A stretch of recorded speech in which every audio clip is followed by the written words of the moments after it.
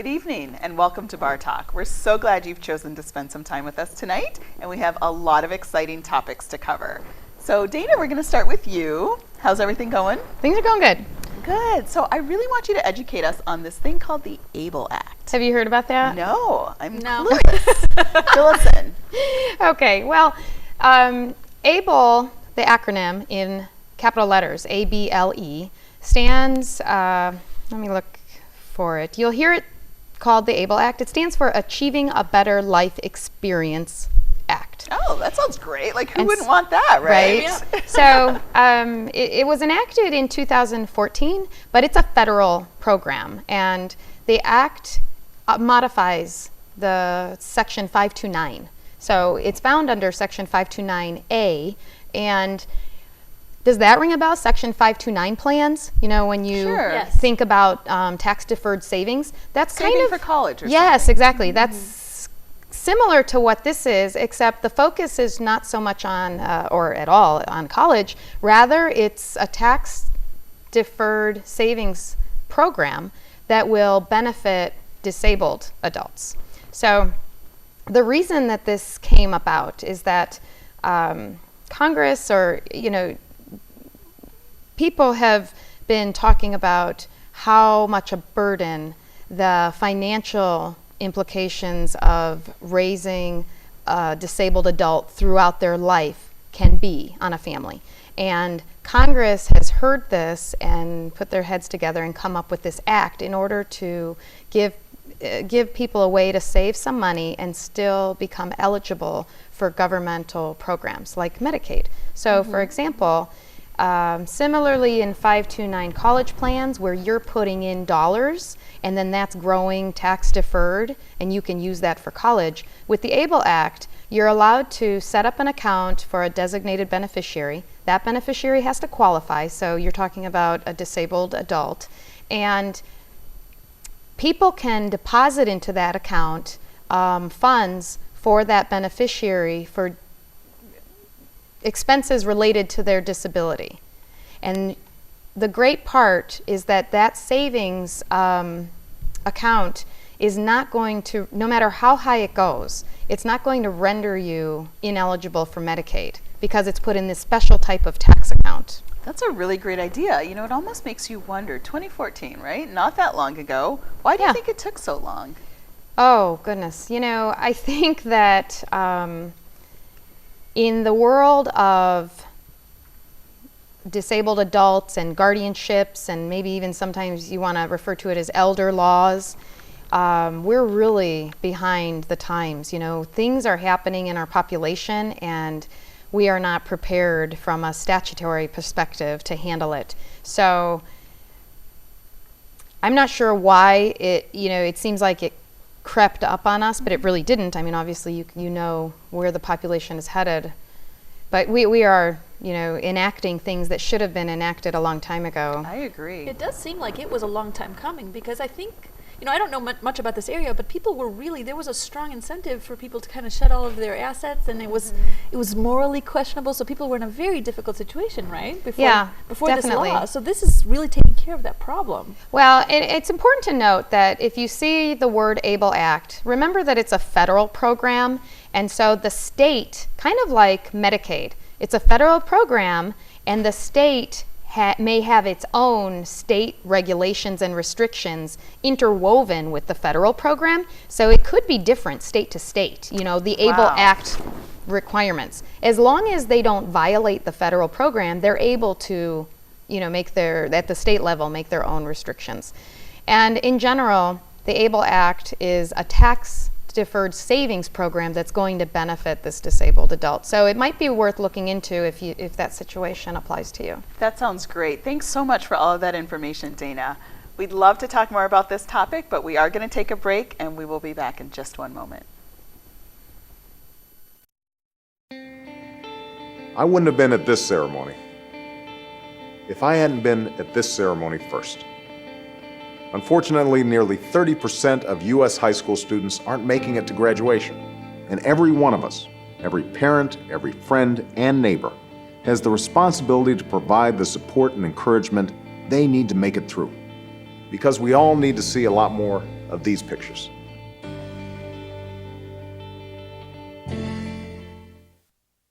Facing, they have a new superintendent.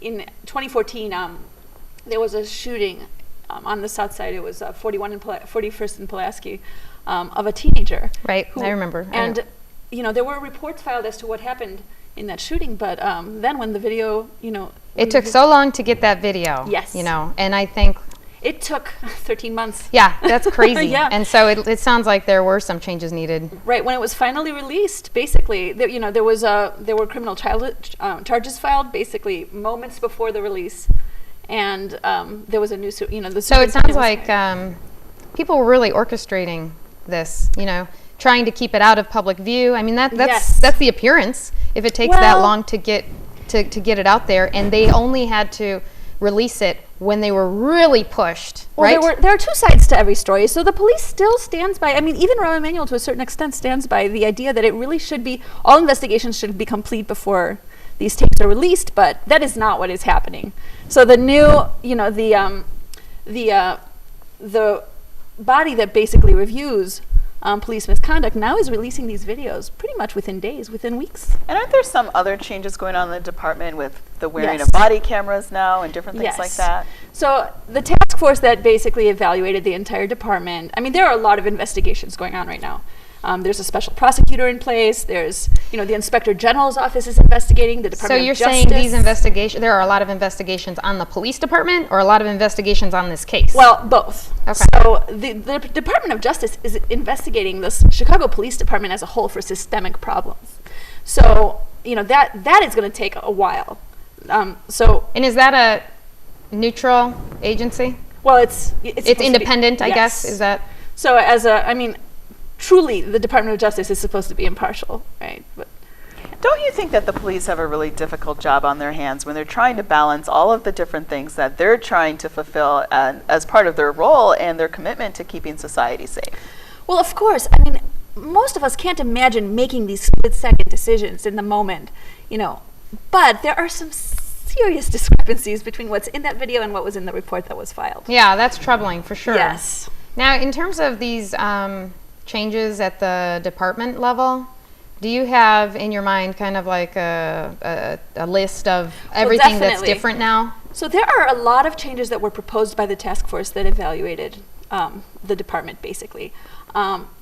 So the most obvious are the fact that we have over 2,000 officers wearing body cams now. Every time they interact with the public, they have to switch those on.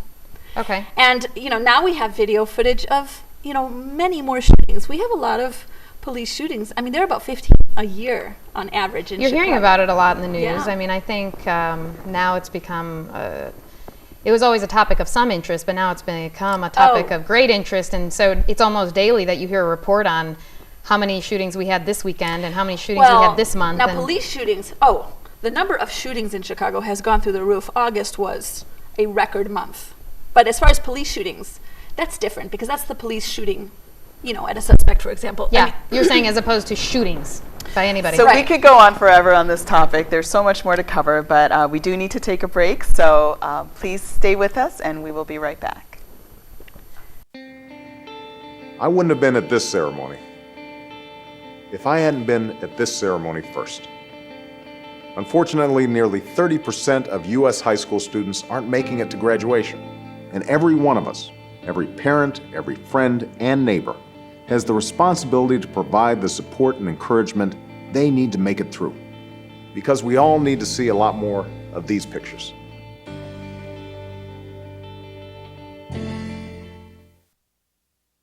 Welcome back.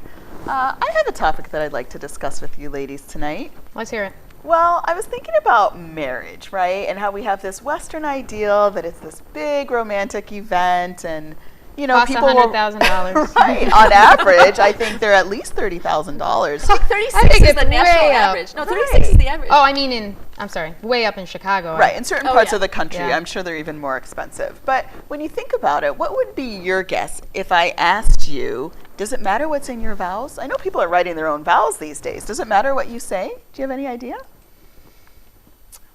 Well, yeah, I'd say it does matter. So what's in take a my wild vows. guess. What do you think is important? What do you think is required under the law to be part of your wedding vows? Well, now, are you saying under the legally? law? Under the law, legally. Oh, Well, I think that's a different question. I mean, why should that be relevant? Well, Yeah. I think it is relevant because I think when it comes to marriage, there's a lot of misconceptions. And the fact that we focus on it as a big romantic event, it's going to be the happiest day of your life, people are not focused as much on the commitment. The fact that this is a contract between you and another individual, there are certain rights and responsibilities under the law that become part of your life when you are married. And I think that there's a lack of education when it comes to allowing people to get married without being fully informed about what they're actually doing. so it's interesting you raise it that way because I think some religious institutions try to fill that gap. Sometimes they I don't know will. if they go into much legal. No. counsels. I mean, as far as educating people about the sorts of commitment that they are getting into. But it's always religion based. Because I'm thinking about contract law in law school. You know, if both parties, if there isn't a meeting of the minds and both parties don't know what they're getting into, then sometimes the contract isn't valid, right? Yeah, but meeting of the minds, the problem is that they are meeting on the minds on these two issues about we like each other and so we want to get married. But, So what happens after but that? there's 19 other issues Exactly. that they both don't know. And I think this Right. is really And that's important. where the religious institution comes in, and those, I'm not saying everyone does, but I think some of them have attempted to sit down and counsel on some of these other things that nobody talks about, you know, before they agree to marry this particular. But I think even the Couple. religious intervention tends to be on issues that aren't quite as practical as the law is concerned with. Take, for example, I read somewhere that there's over 1,100 statutory benefits provided to married couples. And people probably can't even, on average, name a handful. Federally? Federally. So think about Social 1,100? Security benefits, healthcare benefits, your right to inherit. And there's so many benefits and really wonderful things that can come from a marriage, but a lot of these things can be liabilities as well, right? So if you yeah. think about the fact that your financial lives become intertwined, that could be a big risk that you're taking if you are marrying someone with very poor financial habits. Right. In addition, you know, perhaps there's inheritance money that you would rather keep for yourself, but when you get married, someone else now, if you don't Right. properly take care of that money, might have a claim to it. So these are things you don't think about. But what do we do to prepare people for this? I mean, you can't drive and get a driver's license without taking a test, right? Think about all the Right. things you have to be knowledgeable about before we give you the right to participate in our society. I was thinking about, you know, getting admitted to a college or a university. You have to take a test, you know, to be licensed in your profession. You have to show that there's a certain level of competence and knowledge that you've gained. But when it comes to getting married, and this is what I wanted to impart upon you ladies, the only thing you have to do is say, I take you. That's the only vow that's legally required under the law. One person says, I take you, and the other one says, I take you as well. That's it. That's all you need. So maybe it should be harder to get married. Don't mean to be a downer, but you know, I just think that Something to think about. it's something to think Yeah. about. You know, I think it would be Marriage as a beneficial. You know, you have to negotiate terms. You should think about what's going to happen if you want to dissolve the relationship. You should really be assessing your level of risk that you're exposing yourself to. Maybe things would change in family law if more people did this on the front end. There's a need. We're going to take a break, but we'll be right back. I wouldn't have been at this ceremony if I hadn't been at this ceremony first. Unfortunately, nearly 30% of U.S. high school students aren't making it to graduation. And every one of us, every parent, every friend, and neighbor, has the responsibility to provide the support and encouragement they need to make it through. Because we all need to see a lot more of these pictures.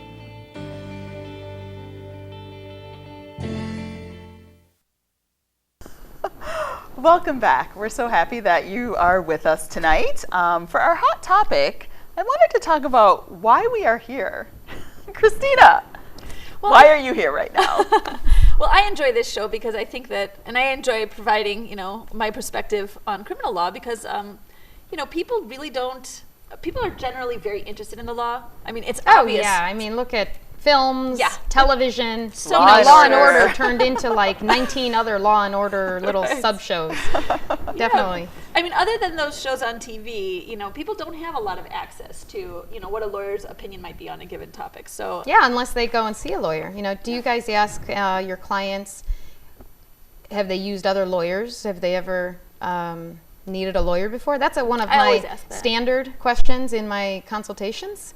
And a lot of times, people are coming in middle-aged and older, and they have never used or hired or needed a lawyer. And I think you raise a really important point. A lot of people don't hire attorneys because they feel they can't afford them. So I'm a huge proponent of public interest law. I think that the law is such a powerful tool in our society, and everyone should have access to it. I think the fact that certain people don't have access to justice because of their inability to pay is really reprehensible. The thing is, this is such an important topic because it rains on our lives on a daily basis. In little droplets, the law impacts your life. Yes. It impacts your decisions, and you behave accordingly depending on which laws you're under, where you're at. Even if you're traveling, you need to know at least some basic level laws to keep yourself out of trouble. Well, and we've all heard ignorance of the law is not a defense. that's right. Definitely. That's one thing that So, everyone knows. This kind of show, the value of it really is we're able to bring up issues in nugget forms to raise it to your attention, and then you can seek out additional information if it applies to your situation, or you can have that conversation with someone else and hopefully enlighten someone else. And if you if you take time to spread the word out, it's kind of like it only takes one candle to light Definitely. 1,000 or 1,000,000. Well, and I'm just going to say I enjoy spending this time with you ladies, Likewise. not just because you're wonderful people, That's the but real- because I think as an attorney we can get really narrowly focused sometimes. I mean, I practice family law. It's really my entire world, and learning more about estate planning, learning more about the criminal side of things, I feel enriches me as well as our audience. Cheers. I agree. Final thoughts, Hear, hear. Christina? We are all in agreement. This is a rare moment, but I'll take it. Thanks so much for joining us. We've had a wonderful time. We hope that you have as well. Please do keep in touch. Reach out. Let us know if you have thoughts, suggestions, ideas. Please look for us on Facebook and on Twitter as well. Have a wonderful evening, and we'll see you next time.